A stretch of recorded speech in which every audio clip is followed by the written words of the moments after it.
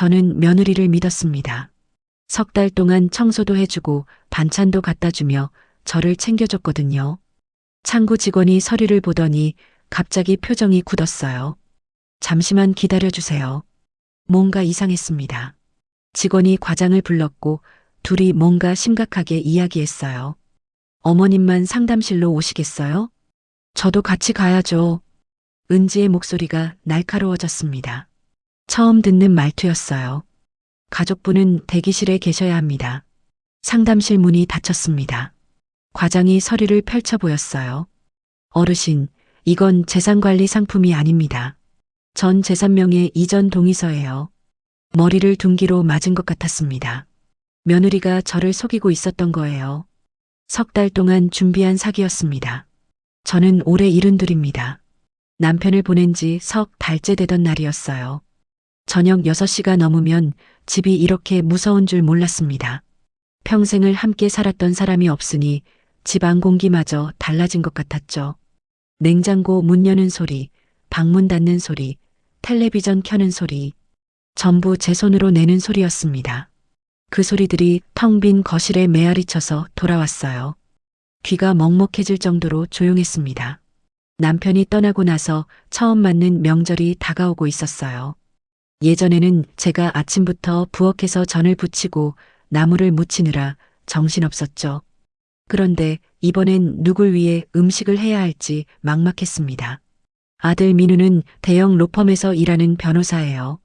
새벽 5시에 나가서 밤 11시가 넘어서 들어왔습니다. 현관문 여는 소리가 들리면 얼른 방에 불을 껐어요. 아들이 걱정할까봐 일부러 자는 척했죠. 엄마, 아직도 안 주무셨어요? 어느 날 밤 민우가 제 방문을 살짝 열었습니다. 자려던 참이었어. 거짓말이었어요. 잠이 안 와서 천장만 바라보고 있었습니다. 이번 사건만 끝나면 시간 좀 낼게요. 조금만 기다려주세요. 민우의 목소리는 지쳐 있었어요. 아들도 힘든 게 보였습니다. 더 이상 짐이 되고 싶지 않았어요. 그때 며느리 은지가 찾아왔습니다. 어머님, 혼자 계시면 안 되죠. 은지는 청소 도구를 들고 왔어요. 거실 구석구석을 닦고 화장실 청소까지 했습니다. 제가 말리는데도 마다하지 않았죠. 어머님, 이렇게 먼지가 쌓여 있으면 기관지에 안 좋아요. 제가 일주일에 2~3번은 올게요. 고마웠습니다. 정말로요. 그 다음 주부터 은지는 약속을 지켰어요. 월요일, 수요일, 금요일마다 어김없이 찾아왔습니다. 손에는 늘 반찬통이 들려 있었죠. 어머님 좋아하시는 된장찌개 끓였어요. 냉장고에 넣어뒀으니까 데워 드세요. 준서 엄마, 이렇게까지 안 해도 되는데. 괜찮아요. 저도 어머님 생각하면 가만히 있을 수가 없어요. 은지의 목소리는 진심으로 들렸습니다. 제 친딸보다 더 잘해주는 것 같았어요. 어느 날은 제 옷장을 정리해주기도 했습니다. 계절이 바뀌는데 옷 정리가 안 돼 있다면서요. 남편 옷까지 깔끔하게 정리해서 박스에 담아줬죠. 어머님, 이거 복지관에 기부하면 좋을 것 같아요. 아버님도 그걸 원하실 거예요. 맞는 말이었습니다. 남편 옷을 보고 있으면 자꾸 눈물이 났거든요. 한 달쯤 지났을 때였어요. 은지가 카카오톡으로 사진을 보냈습니다. 6살 손자 준서가 그린 그림이었죠. 알록달록한 크레파스로 삐뚤삐뚤하게 쓴 글씨가 보였어요. 할머니 사랑해요. 하트까지 그려져 있었습니다. 눈물이 핑 돌았어요. 준서가 저를 생각해주다니 얼마나 고마운지 몰랐습니다. 어머님, 준서가 할머니 보고 싶대요. 이번 주말에 같이 갈게요. 주말이 기다려졌습니다. 오랜만에 손자를 볼 생각에 마음이 설렜죠. 며느리 덕분에 조금씩 일상이 돌아오는 것 같았어요. 그런데 어느 날이었습니다. 은지가 평소보다 조금 일찍 왔어요. 오후 2시쯤이었을 겁니다. 손에 서류 봉투를 들고 있었죠. 어머님, 오늘은 중요한 얘기 좀 드릴 게 있어요. 거실 소파에 나란히 앉았습니다. 은지는 휴대폰을 꺼내더니 뉴스 기사를 보여줬어요. 어머님, 이거 보세요. 요즘 노인분들 대상으로 금융사기가 엄청 많대요. 화면에는 충격적인 내용이 가득했습니다.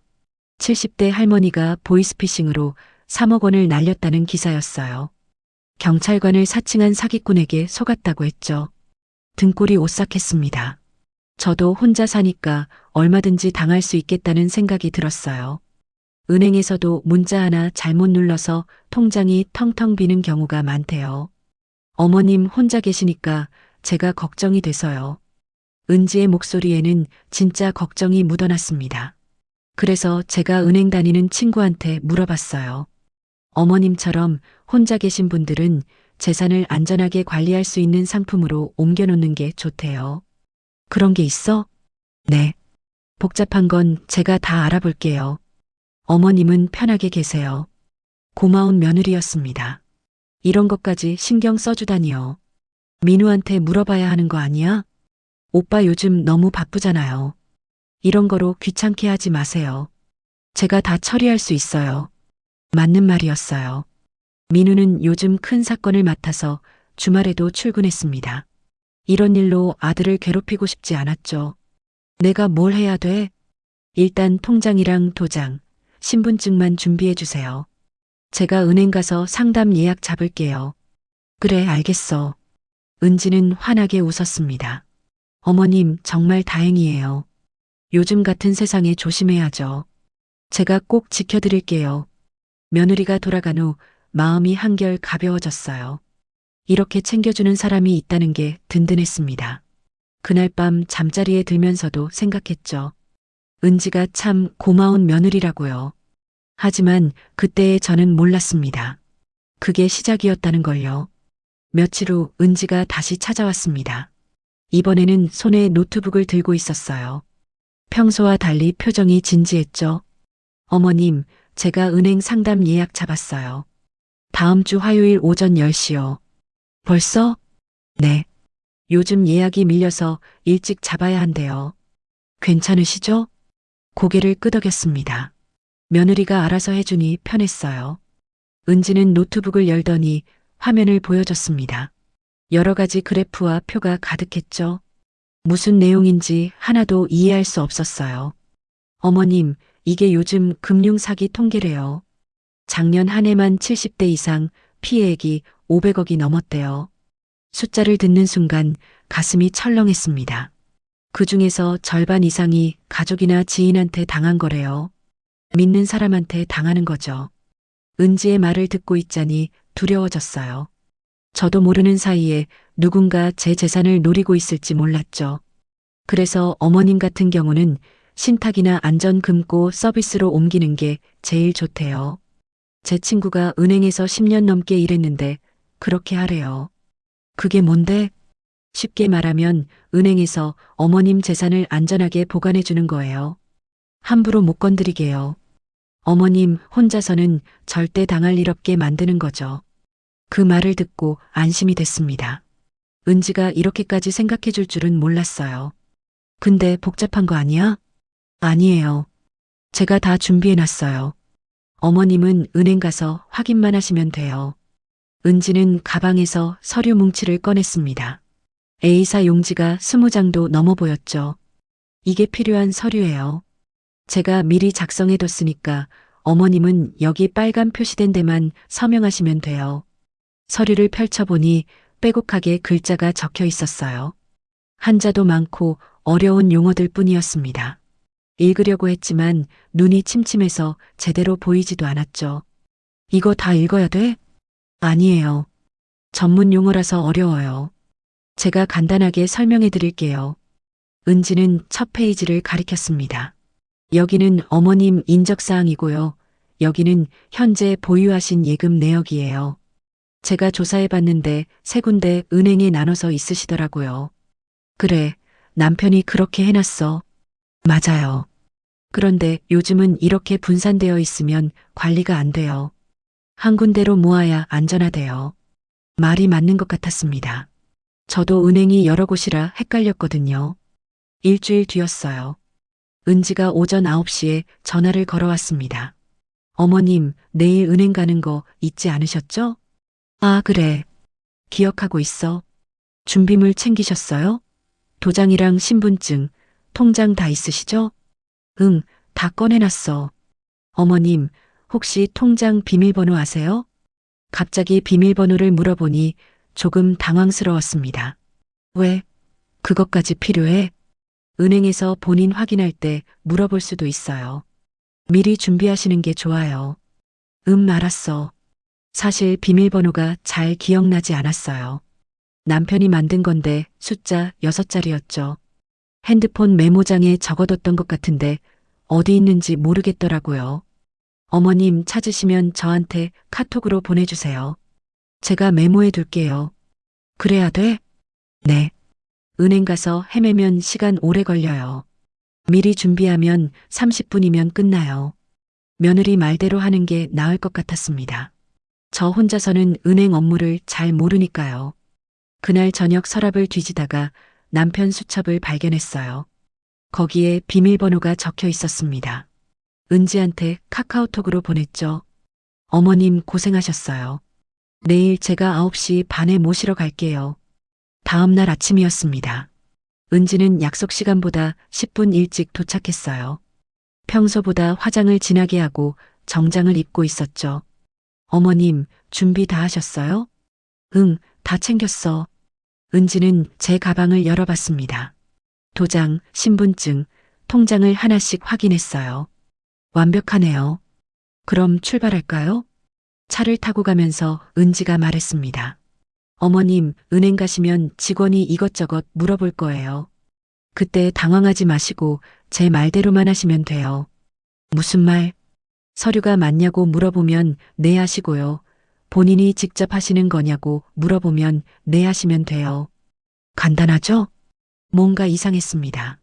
왜 미리 대답을 정해놓는 걸까요? 근데 왜 그렇게 물어봐?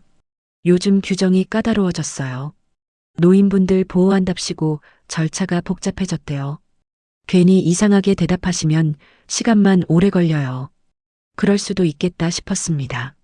은행에 거의 다 왔을 때였어요. 은지가 주차장에 차를 세우더니 저를 돌아봤습니다. 어머님, 한 가지만 더 부탁드릴게요. 뭔데? 혹시 직원이 저보고 나가라고 하면 그냥 나갈게요. 요즘 개인정보 보호 때문에 가족이라도 옆에 못 있게 한대요. 그래. 그럼 나 혼자 어떻게 해? 괜찮아요. 어머님 혼자서도 충분히 하실 수 있어요. 제가 미리 다 준비해뒀잖아요. 직원이 서류 확인하고 여기 서명하시라고 할 거예요. 그럼 그냥 하시면 돼요. 불안했습니다. 혼자서 할 수 있을지 자신이 없었죠. 만약에 내가 실수하면 어떡해? 실수할 일 없어요. 어머님은 그냥 네 하시고 서명만 하시면 돼요. 걱정하지 마세요. 은지는 제 손을 꼭 잡았습니다. 따뜻했어요. 어머님, 이거 다 어머님 위해서 하는 거예요. 제가 지켜드릴게요. 그 말을 믿었습니다. 차에서 내려 은행으로 걸어가면서도 가슴이 두근거렸어요. 평생 은행 업무를 남편한테 맡겼던 터라 혼자 하는 게 처음이었습니다. 은지가 제 팔을 잡아줬어요. 천천히 가세요. 제가 옆에 있잖아요. 은행 문을 열고 들어가는 순간이었습니다. 대기 번호표를 뽑으면서 무언가 잘못되고 있다는 느낌이 스쳤어요. 하지만 며느리를 의심할 수는 없었습니다. 이 사람이 절 해칠 리 없다고 믿었죠. 그게 제 실수였습니다. 대기 번호표를 뽑았습니다. 26번이었어요. 앞에 5명 정도 기다리고 있었죠. 은지는 제 옆에 바짝 붙어 앉았습니다. 무릎 위에 서류 가방을 올려놓고 계속 시계를 확인했어요. 뭔가 조급해 보였죠. 어머님, 목마르시죠? 제가 물 떠올게요. 은지가 자리에서 일어났습니다. 그런데 물을 가지러 가는 게 아니라 은행 안을 이리저리 둘러봤어요. CCTV 위치를 확인하는 것 같았습니다. 이상했어요. 왜 그러는 걸까요? 25번 고객님, 이번 창구로 오세요. 안내방송이 나왔습니다. 이제 곧 제 차례였죠. 은지가 돌아와 앉았어요. 손에 물컵을 들고 있었습니다. 어머님, 물 드세요. 긴장하시면 안 돼요. 물을 받아 마셨습니다. 손이 떨려서 물이 조금 흘렀어요. 괜찮으세요? 너무 긴장하시는 거 아니에요? 아니야, 괜찮아. 하지만 괜찮지 않았습니다. 가슴이 계속 두근거렸어요. 무언가 잘못되고 있다는 느낌이 자꾸 들었죠. 26번 고객님, 3번 창구로 오세요. 드디어 제 차례였습니다. 은지가 벌떡 일어나며 제 팔을 잡았어요. 창구까지 함께 걸어갔습니다. 창구 직원은 30 초반으로 보이는 여자분이었어요. 명찰에는 박지연 대리라고 적혀 있었습니다. 어서 오세요. 무엇을 도와드릴까요? 은지가 저보다 먼저 말했습니다. 저희 어머님 재산관리 상품 신청하러 왔어요. 서류 다 준비했어요. 은지는 가방에서 서류 뭉치를 꺼내 창구로 밀어냈습니다. 20장도 넘어 보였죠. 박지연 대리가 서류를 받아들고 한 장씩 넘기기 시작했어요. 처음에는 무표정하게 보다가 점점 표정이 굳어지더니 손이 멈췄습니다. 잠시만요. 박지연 대리의 목소리가 낮아졌어요. 뭔가 이상한 걸 발견한 것 같았습니다. 다시 서류를 처음부터 천천히 보더니 3번째 장에서 멈췄죠. 그 페이지를 유심히 들여다봤습니다. 손님, 이 서류가... 박지연 대리가 저를 쳐다봤어요.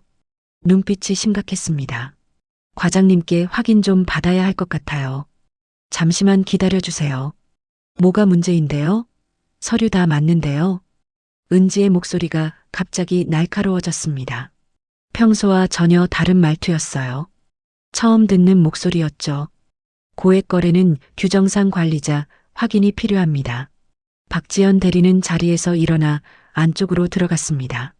50대쯤 되어 보이는 남자분과 뭔가 이야기를 나눴어요. 그분이 과장인 것 같았습니다. 두 사람은 서류를 보며 고개를 갸우뚱거렸어요. 과장이 컴퓨터를 몇 번 클릭하더니 화면을 유심히 봤습니다. 은지는 옆에서 계속 다리를 떨고 있었어요. 가방 손잡이를 꽉 쥔 손에 힘이 들어가 있었죠. 손등에 핏줄이 붉어져 나왔습니다. 왜 이렇게 오래 걸리는 거예요? 은지가 중얼거렸어요. 초조함이 역력했습니다. 박지연 대리가 과장과 함께 돌아왔어요. 과장의 표정도 심각했습니다. 손님, 죄송하지만 본인 확인 절차가 필요합니다. 본인 확인은 신분증 보여드렸잖아요. 은지가 따졌습니다. 목소리에 짜증이 섞여 있었어요. 따로 상담이 필요한 건이라서요. 어르신, 잠깐 이쪽 상담실로 오시겠어요? 과장이 제게만 말했습니다. 은지한테는 눈길도 주지 않았어요. 저도 같이 가야죠. 어머님, 혼자 무슨 상담을 하세요? 은지가 벌떡 일어섰습니다. 가족분은 대기실에 계셔야 합니다. 금융규정입니다. 박지연 대리의 목소리가 단호했어요. 무슨 규정이 그래요? 저 며느리예요. 같이 들어가야죠. 개인 금융정보는 본인만 확인 가능합니다. 가족이라도 예외는 없습니다. 과장도 거들었습니다. 두 사람의 태도가 확고했어요. 은지의 얼굴이 굳었습니다. 입술을 깨물고 있었죠. 어머님, 제가 같이 들어가야 하는데. 규정은 규정입니다. 이쪽으로 오세요. 박지연 대리가 제 팔을 살짝 잡았어요. 그러더니 일으켜 세웠습니다. 아니, 잠깐만요. 어머님 혼자 가시면 안 돼요. 제가 설명을 해드려야. 은지가 제 다른 팔을 잡았습니다. 힘이 세게 들어가 있었어요. 아플 정도였죠. 손님 방해하시면 보안요원을 부르겠습니다. 과장의 목소리가 차가워졌습니다. 은지는 할 수 없이 손을 놨어요. 하지만 표정이 심상치 않았습니다. 어머님, 이상한 말하지 마세요. 우리가 준비한 대로만 하시면 돼요. 마지막으로 그렇게 말했습니다. 목소리가 떨리고 있었어요. 박지연 대리가 저를 상담실 쪽으로 안내했어요. 뒤돌아봤습니다. 은지가 대기 의자에 앉아 저를 쳐다보고 있었어요. 얼굴이 새하였습니다. 창백하다 못해 핏기가 하나도 없었죠. 손으로 입을 가리고 있었는데 손이 바들바들 떨리는 게 보였어요. 그 순간 깨달았습니다. 뭔가 크게 잘못됐다는 걸요. 며느리가 저를 속이고 있었던 걸까요? 상담실로 들어가면서 다리에 힘이 풀렸어요. 박지연 대리가 제 팔을 잡아주지 않았으면 넘어질 뻔했습니다. 괜찮으세요? 천천히 가세요. 박지연 대리의 목소리는 부드러웠어요. 하지만 눈빛은 여전히 심각했습니다. 상담실 문이 닫혔습니다. 과장이 의자를 권했어요. 앉으니 다리가 후들거렸습니다. 어르신, 놀라게 해드려서 죄송합니다. 하지만 꼭 여쭤봐야 할 게 있어서요. 과장이 서류를 책상 위에 펼쳤습니다. 제 앞에 그 서류가 놓였어요. 빨간 펜으로 여기저기 밑줄이 그어져 있었습니다. 심장이 빠르게 뛰기 시작했어요. 이 서류가 정확히 무엇인지 아시나요? 과장이 물었습니다. 저는 대답할 수가 없었어요. 사실 잘 몰랐거든요. 재산관리 상품이라고 들었는데요. 제 목소리가 떨렸습니다. 과장과 박지연 대리가 눈을 마주쳤어요. 둘 다 한숨을 쉬었습니다. 어르신, 이건 그런 게 아닙니다. 박지연 대리가 조심스럽게 말했어요. 그 다음 말을 듣는 순간 세상이 무너지는 것 같았습니다. 머릿속이 하얘졌어요. 믿을 수가 없었습니다. 며느리가 정말로 그런 짓을 하려 했던 걸까요? 서류의 세 번째 장을 가리켰습니다. 어르신, 이건 재산관리 상품 신청서가 아닙니다. 그럼 뭔데요? 목소리가 떨렸어요. 이미 무언가 끔찍한 일이 벌어지고 있다는 걸 느꼈습니다. 과장이 빨간 펜을 꺼내 서류에 동그라미를 그었어요. 이건 전 재산명의 이전 동의서예요. 어르신 명의로 된 모든 자산을 며느님께 양도한다는 내용입니다. 머리를 둔기로 맞은 것 같았어요. 뭐라고요? 어르신 통장에 있는 예금, 증권 계좌의 주식, 부동산 지분까지 전부요. 여기 서명하시면 모든 게 며느님 명의로 넘어갑니다. 손이 바들바들 떨렸습니다. 의자 팔걸이를 꽉 잡았어요. 그럴 리가 없어요. 은지가 안전한 상품으로 옮긴다고. 상품 전환이 아닙니다. 소유권 이전이에요. 박지연 대리가 다른 페이지를 넘겼습니다. 여기 보세요. 어르신 명의의 예금 총액이 적혀 있어요. 1억 8천만 원, 주식 6천만 원, 그리고 아파트 지분 40%. 숫자를 듣는 순간 현기증이 났어요. 이 모든 게 며느님 명의로 바뀝니다. 한번 서명하시면 되돌릴 수 없어요. 가슴이 답답했습니다. 숨쉬기가 힘들었어요. 잠깐만요. 제가 이해를 못하겠어요. 은지가 왜? 말을 잇지 못했습니다. 믿고 싶지 않았거든요. 과장이 컴퓨터 모니터를 돌려 보여줬어요. 어르신, 사실 이게 처음이 아닙니다. 화면에 뭔가 기록이 떠 있었어요. 날짜와 금액, 지점 이름이 보였습니다. 2주 전에 며느님이 다른 지점에 오셨어요. 강남 지점이었습니다. 강남 지점요? 네. 어르신 명의 정기예금 3천만 원 해지를 시도하셨어요. 심장이 쿵 내려앉았습니다. 그때는 어르신이 동행하지 않으셨어요. 며느님 혼자 오셨죠. 어르신 도장이랑 통장을 가져오셨더군요. 그래서요? 그 지점 직원이 이상하게 여겼습니다. 고령자 예금인데 본인이 안 오셨으니까요. 그래서 어르신께 직접 전화를 드렸어요. 기억이 났습니다. 2주 전쯤 은행에서 전화가 왔었어요. 무슨 일이냐고 물었는데 잘못 걸었다고 하더니 끊었죠. 그때 어르신이 모른다고 하셨어요. 그래서 해지를 막았습니다. 온몸에 소름이 돋았어요. 며느님이 화를 내며 나가셨대요. 그리고 오늘 다시 오신 겁니다. 이번에는 어르신을 직접 모시고요. 박지연 대리가 덧붙였습니다. 어르신을 앞세워서 모든 재산을 한 번에 가져가려고 하신 거예요. 믿을 수가 없었습니다. 은지가 그럴 리 없었어요. 그렇게 잘해줬는데요. 혹시 오해 아닐까요? 며느리가 진짜로 절 위해서. 어르신. 과장이 단호하게 말을 끊었어요. 이 서류는 명백한 사기 시도입니다. 어르신을 속여서 재산을 빼돌리려 한 거예요. 눈물이 핑 돌았습니다. 참았지만 결국 눈물이 흘러내렸어요. 석 달 동안 집에 와서 청소해주고 반찬 갖다주고 전부 거짓말이었어요? 박지연 대리가 휴지를 건넸습니다. 눈물을 닦았지만 계속 흘렀어요. 어르신, 진정하세요. 다행히 막았잖아요. 제가 너무 바보 같았나 봐요. 며느리를 그렇게 믿었는데. 과장이 물 한 잔을 가져다 줬습니다. 받아서 마셨는데 목구멍이 따갑더군요. 어르신, 지금 대기실에 계신 며느님께 이 사실을 아신다고 말씀하시면 안 됩니다. 왜요?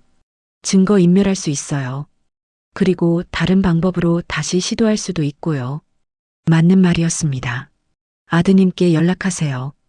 변호사시라고 들었는데 맞죠? 고개를 끄덕였어요. 그나마 민우한테는 말할 수 있을 것 같았습니다. 휴대폰 있으세요? 가방에서 휴대폰을 꺼냈습니다. 손이 떨려서 제대로 잡히지도 않았어요. 제가 눌러드릴까요? 박지연 대리가 도와줬습니다. 민우 이름을 찾아서 전화를 걸었죠. 신호음이 2번 울렸어요. 엄마, 왜? 무슨 일이야? 민우의 목소리가 들렸습니다. 그 순간 눈물이 터져 나왔어요. 민우야. 엄마, 왜 그래? 어디야? 은행이야. 은지가 말을 잇지 못하고 흐느꼈습니다. 엄마, 진정해. 무슨 일인데? 과장이 전화기를 받았어요. 변호사님이시죠? 저는 하나은행 역삼지점 김태현 과장입니다. 과장이 상황을 설명했습니다. 며느리가 명예 이전을 시도했다는 것, 2주 전에도 예금 해지를 시도했다는 것까지요. 네, 어머님은 지금 상담실에 계십니다. 며느님은 대기실에 있고요. 과장의 얼굴이 굳었습니다. 네, 알겠습니다. 기다리겠습니다. 전화를 끊었어요. 아드님이 지금 오신답니다. 30분이면 도착하신대요. 은지한테는 뭐라고 하죠? 상담이 길어진다고 하면 됩니다. 며느님이 들어오려고 하면 저희가 막을게요. 시간이 너무 느리게 갔어요. 1분 1초가 1시간처럼 느껴졌습니다. 머릿속이 복잡했어요. 은지가 왜 그랬을까요? 돈이 그렇게 필요했던 걸까요? 어르신, 혹시 며느님이 최근에 돈 문제가 있었나요? 박지연 대리가 물었습니다. 잘 모르겠어요. 그런 얘기는 안 했는데 생각해보니 이상한 게 있었어요. 1달 전쯤 은지가 친정 얘기를 하더니 갑자기 말을 흐렸던 적이 있었죠. 뭔가 생각나는 게 있으세요? 친정에 무슨 일이 있다고 하긴 했어요. 근데 자세히는 안 말했어요. 과장이 고개를 끄덕였습니다. 보통 이런 경우 빚 문제인 경우가 많습니다. 밖에서 소리가 들렸어요. 은지의 목소리였습니다. 어머님, 언제까지 상담하시는 거예요? 벌써 20분 넘었는데요. 박지연 대리가 밖으로 나갔습니다. 문틈으로 대화가 들렸어요. 조금만 더 기다려주세요. 확인할 게 많아서요. 확인이 뭐가 그렇게 많아요? 서류 다 준비했잖아요. 은지의 목소리가 날카로웠습니다. 초조함이 묻어났어요. 규정상 절차가 있습니다. 불편하시면 다음에 다시 오셔도 안 돼요.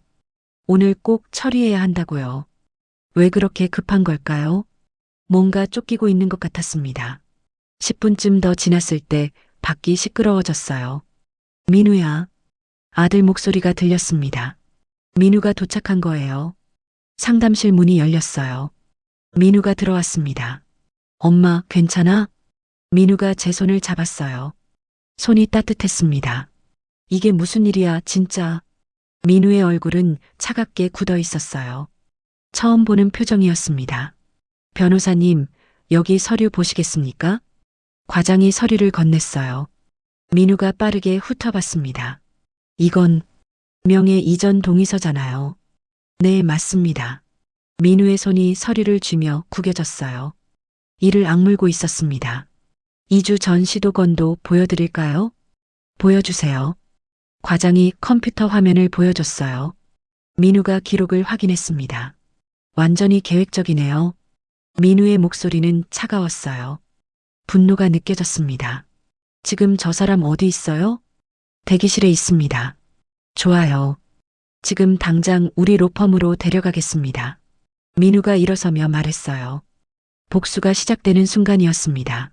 상담실 문을 박차고 나갔습니다. 저도 따라 나갔어요. 다리에 힘이 없었지만 꾹 참았습니다. 대기실에서 은지가 벌떡 일어났어요. 오빠, 왜 이렇게 늦게 와요? 어머님 상담 때문에. 상담실로 가시죠. 민우의 목소리는 얼음장 같았습니다. 무슨 일인데 그래요? 얼굴이 왜 그래? 지금 당장 우리 사무실로 가실 겁니다. 사무실은 왜요? 저 바쁜데. 선택권 없습니다. 지금 안 가시면 여기서 경찰 부르겠습니다. 은지의 얼굴이 하얗게 질렸어요. 입술이 파르르 떨렸습니다. 무슨 소리예요? 경찰은 왜요? 사기 미수죄로 고소할 겁니다. 여기 은행 직원분들이 증인이에요. 민우가 서류 뭉치를 은지 앞에 내밀었습니다. 이게 뭔지 아시죠? 재산관리 상품이라고 거짓말하셨죠? 은지가 뒷걸음질 쳤어요. 가방을 꽉 쥐고 있었습니다. 오빠, 오해예요. 제가 정말 어머님을 위해서 2주 전 강남 지점에서 3천만 원 해지 시도한 것도 어머니 위해서였어요. 은지의 입이 딱 벌어졌습니다. 아무 말도 못했어요. CCTV 다 있습니다. 녹취도 있고요. 오늘 시도까지 합치면 증거 충분해요. 민우가 휴대폰을 꺼냈습니다. 지금 경찰 부를까요? 아니면 제 사무실로 갈까요? 선택하세요. 사무실로 갈게요. 은지의 목소리는 떨리고 있었어요. 완전히 기가 죽어 있었습니다. 어머니, 제 차로 가시죠. 은지 씨는 본인 차 가져오세요. 민우가 제 팔을 잡아줬어요. 은행 밖으로 나왔습니다. 뒤돌아보니 은지가 그 자리에 멍하니 서 있었어요. 눈에서 눈물이 흐르고 있었습니다. 하지만 동정심이 들지 않았어요. 배신감만 밀려왔죠. 차에 타고 나서야 긴장이 풀렸습니다. 온몸에서 힘이 빠졌어요. 엄마, 괜찮아? 미안해. 내가 너무 바보같이. 엄마 잘못 아니야. 저 사람이 나쁜 거지. 민우는 운전대를 꽉 잡고 있었습니다. 손등에 핏줄이 붉어져 있었어요. 얼마나 계획적으로 접근했는지 몰라. 아빠 장례식 끝나고 바로 시작한 거야. 그 말을 듣는 순간 온몸에 소름이 돋았습니다. 남편 장례식 때부터? 그때부터 엄마 재산 조사했을 거야. 통장 몇 개 있는지, 얼마나 있는지 다 알아봤겠지. 차창 밖을 봤어요. 거리에 사람들이 지나갔습니다. 모두 행복해 보였어요. 20분쯤 지나 로펌에 도착했습니다. 강남역 근처 큰 빌딩이었어요. 엘리베이터를 타고 12층으로 올라갔습니다. 문이 열리니 넓은 사무실이 나왔죠. 민우 변호사님, 회의실 준비됐습니다. 젊은 직원이 인사했어요. 민우가 고개를 끄덕였습니다. 어머니, 이쪽으로 오세요. 회의실로 들어갔어요. 큰 테이블과 의자들이 있었습니다. 여기 앉아 계세요. 제가 차 가져올게요. 민우가 나간 사이 창밖을 봤어요. 서울 시내가 한눈에 보였습니다. 이렇게 높은 곳에서 일하는 아들이 자랑스러웠어요. 그런데 오늘은 그 마음이 느껴지지 않았습니다. 10분쯤 지났을 때 노크 소리가 들렸어요. 민우가 먼저 들어왔고 은지가 뒤따라 들어왔습니다. 은지는 완전히 기가 죽어 있었어요. 눈은 빨갛게 부어 있었고 화장은 번져 있었습니다. 앉으세요. 민우가 차갑게 말했습니다. 은지가 저 맞은편에 앉았어요. 눈을 마주치지 못하고 고개를 숙였습니다. 은지 씨, 이유가 뭡니까? 민우가 직접적으로 물었어요. 은지는 대답하지 않았습니다. 손으로 얼굴을 가렸어요. 대답 안 하시면 바로 고소장 접수합니다. 미안해요. 은지의 목소리가 떨렸습니다. 미안하다고요? 그게 끝입니까? 정말 미안해요. 저도 어쩔 수가 없었어요. 어쩔 수 없었다고요? 민우가 책상을 탁 쳤습니다. 은지가 움찔했어요. 빚이 있었죠? 친정에. 은지의 어깨가 떨렸습니다. 대답은 없었지만 인정하는 것 같았어요. 얼마나 됩니까? 대답 안 하시면 제가 조사하겠습니다. 어차피 다 나와요. 5천만 원이요. 작은 목소리였습니다. 5천만 원요? 제가 놀라서 되물었어요. 그렇게 큰 돈이 빚으로 있었다니요. 아버지가 사업하다가 망했어요. 그 빚이 저한테 넘어왔어요. 은지가 고개를 들었습니다. 눈물 자국이 선명했어요. 사채였습니다. 이자가 한 달에 300만 원씩 나갔어요. 그래서 우리 어머니 재산을 노린 겁니까? 선택권이 없었어요. 사채업자들이 집까지 찾아왔어요. 준서 학교까지 알아냈다고. 은지가 흐느꼈습니다. 그래서 시어머니를 속인 겁니까? 석 달 동안 계획적으로요? 민우의 목소리는 여전히 차가웠습니다. 정말 죄송해요. 처음에는 조금만 빌려달라고 하려고 했어요. 근데 어머님한테 말씀드리기가 어려워서 그래서 전부 빼돌리려고 했어요? 1억 8천에 주식 6천, 집 지분까지. 은지가 아무 말도 못했습니다. 저는 그 모습을 보고 있었어요. 화가 났지만 한편으로는 안타까웠습니다. 하지만 용서할 수는 없었어요. 절 그렇게 속였으니까요. 은지 씨, 들으세요. 민우가 가방에서 서류를 꺼냈습니다. 이게 고소장입니다. 사기 미수죄, 문서 위조, 횡령 미수까지 포함했어요. 은지의 얼굴이 더 하얗게 질렸어요. 접수하면 바로 조사 들어갑니다. 구속 가능성도 있어요. 최소 징역 3년은 나와요. 오빠, 제발. 그리고 친정 빚 문제도 다 드러나겠죠. 부모님도 알게 될 겁니다. 은지가 책상에 엎드려 울기 시작했어요. 어깨가 들썩였습니다. 준서는 어떻게 되는 거예요? 엄마가 감옥 가면. 그건 은지 씨가 생각했어야죠. 민우는 단호했습니다. 저는 그 모습을 보며 마음이 복잡했어요. 며느리도 힘들었겠지만 그래도 안 될 일은 안 되는 거였습니다. 조건 드리겠습니다. 민우가 말했어요. 은지가 고개를 들었습니다. 눈에 희망이 보였어요. 이 조건 받아들이시면 고소 취하해드리죠. 뭔데요? 첫째, 협의 이혼. 둘째, 위자료 청구 포기. 셋째, 준서 친권 포기. 은지의 입이 벌어졌습니다. 넷째, 오늘 당장 집에서 나가기. 짐은 내일 보내드리겠습니다. 준서는요? 제 아들인데요? 은지 씨가 키울 형편이 안 되잖아요. 5천 빚도 못 갚는데 애를 어떻게 키워요? 그래도 제가 엄마인데. 엄마가 사기꾼이면 어떻게 됩니까? 애 인생 망가뜨리고 싶어요? 민우의 말은 냉정했습니다. 하지만 틀린 말이 아니었어요. 은지는 한참을 울더니 고개를 끄덕였습니다. 알겠어요. 그렇게 할게요. 서류에 서명하세요. 지금 당장. 민우가 이혼 동의서를 내밀었어요. 이미 준비되어 있었습니다. 은지가 떨리는 손으로 펜을 잡았어요. 서명란에 이름을 썼습니다. 그 순간 모든 게 끝났습니다. 석 달간의 거짓말이 한순간에 무너졌어요. 은지가 자리에서 일어났습니다. 어머님, 정말 죄송합니다. 저를 향해 고개를 숙였어요. 저는 아무 말도 하지 않았습니다. 할 말이 없었어요. 은지가 회의실을 나갔습니다. 문이 닫히는 소리가 들렸어요. 이제 정말 끝이었습니다. 민우가 제 손을 잡았어요. 엄마, 이제 괜찮아. 고개를 끄덕였습니다. 하지만 마음은 여전히 무거웠어요. 믿었던 사람에게 배신당한 상처는 쉽게 아물지 않을 것 같았습니다.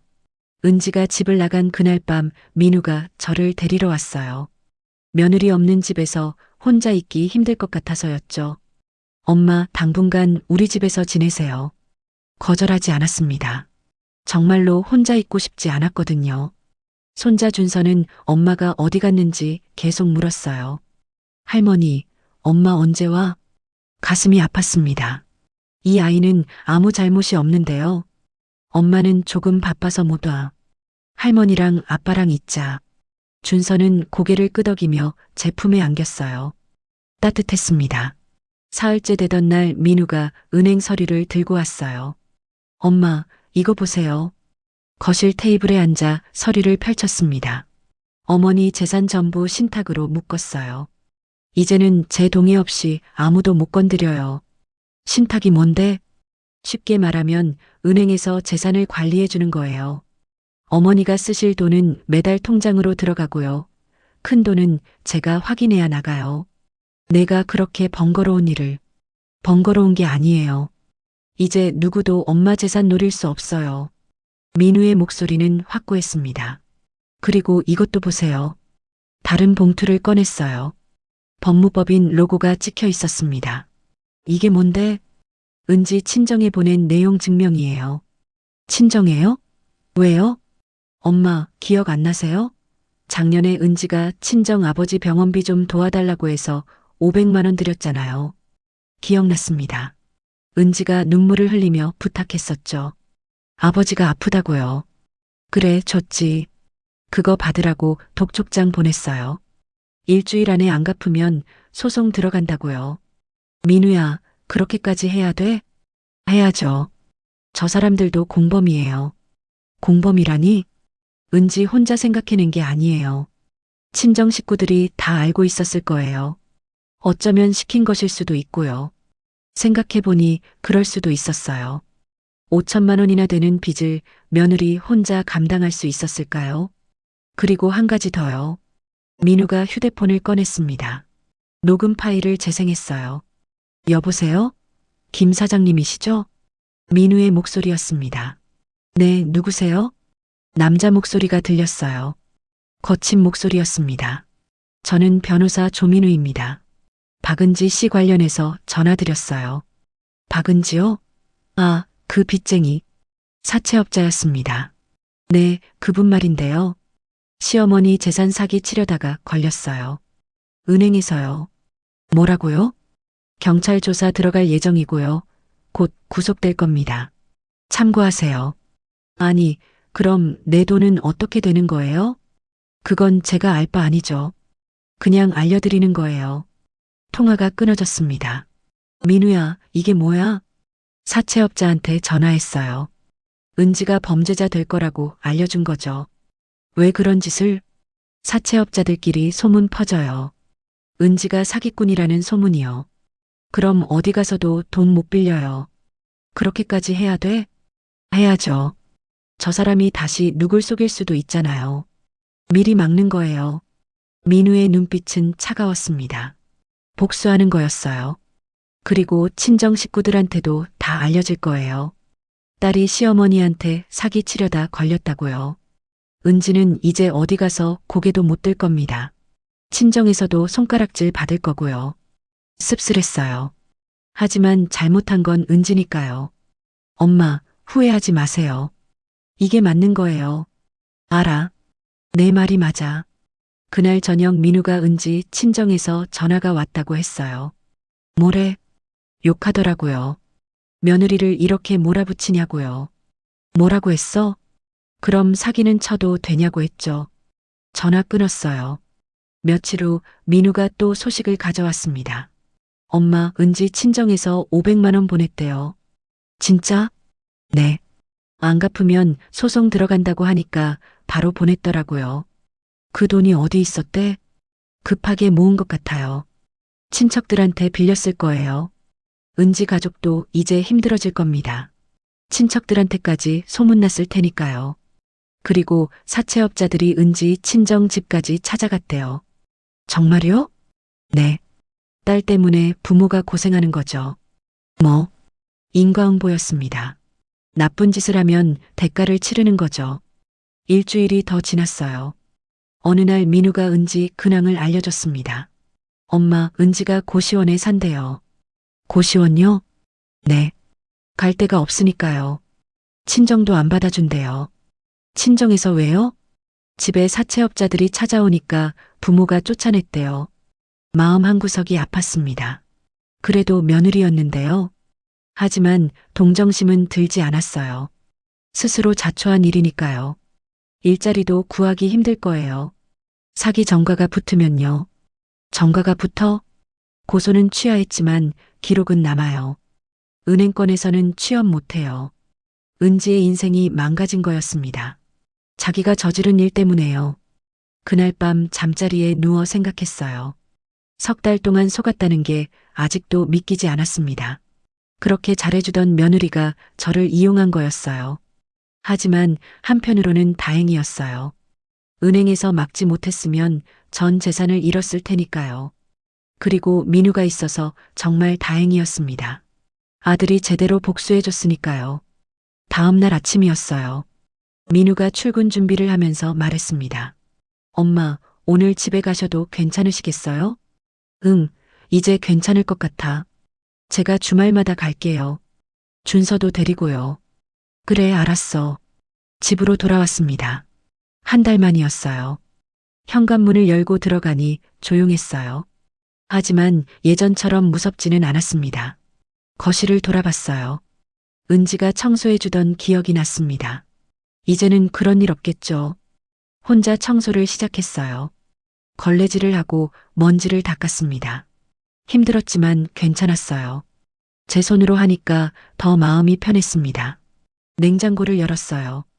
은지가 만들어준 반찬이 아직 남아 있었습니다. 전부 버렸어요. 하나도 남기지 않았습니다. 이제 새로 시작하는 거였어요. 혼자서요. 그날 저녁 민우가 전화했습니다.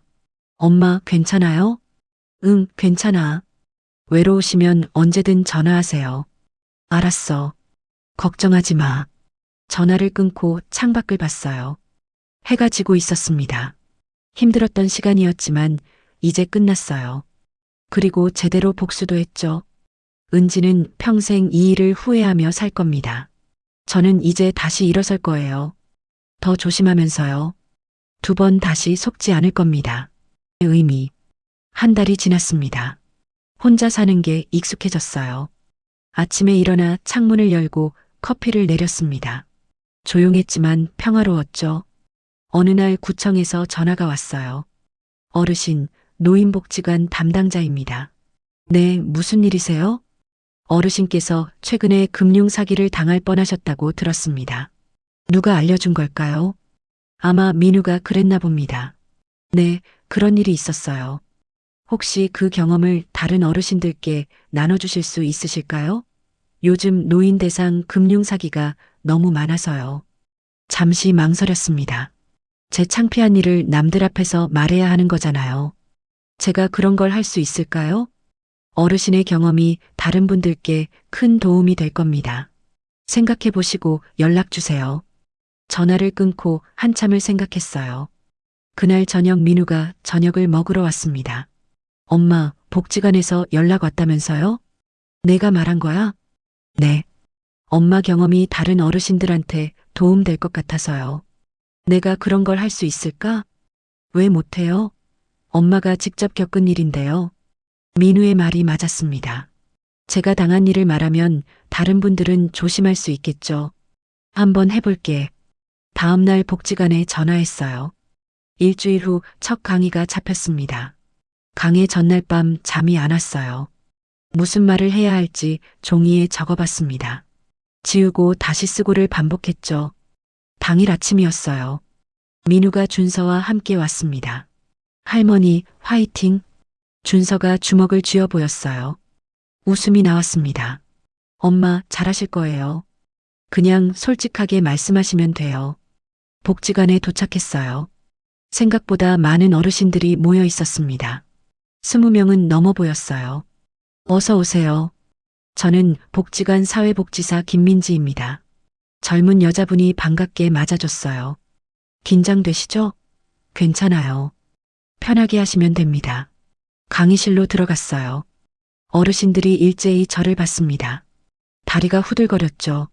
안녕하세요. 오늘 경험을 나눠주실 분이십니다. 김민지 씨가 소개했어요. 박수 소리가 들렸습니다. 앞에 섰습니다. 마이크를 잡으니 손이 떨렸어요. 안녕하세요. 저는 올해 72입니다. 목소리가 떨렸습니다. 심호흡을 했어요. 저도 여러분처럼 평범하게 살았어요. 남편이랑 아들 하나 키우면서요. 어르신들이 고개를 끄덕였습니다.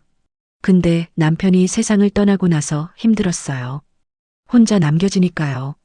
한 할머니가 손수건으로 눈을 닦았어요. 공감하는 것 같았습니다.